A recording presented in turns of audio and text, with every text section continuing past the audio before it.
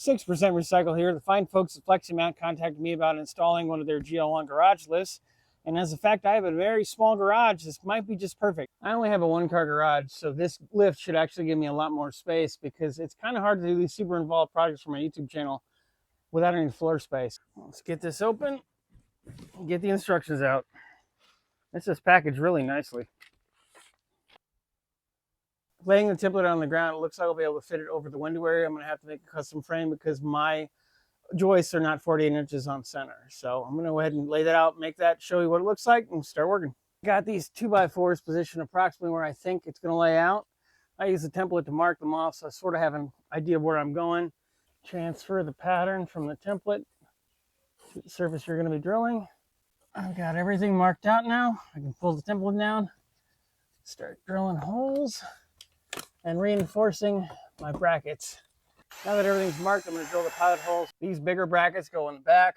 They hold up the winch assembly.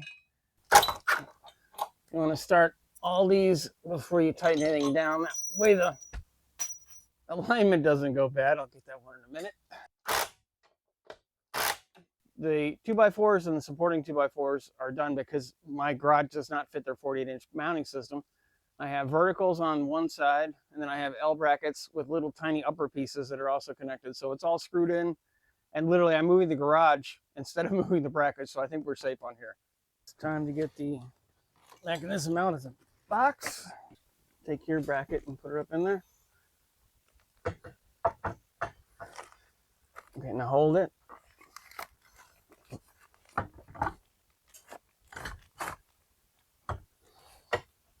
Perfect. Now that all 4 bolts are in place, I'm going to tighten them all down. There are holes in either end of the shaft.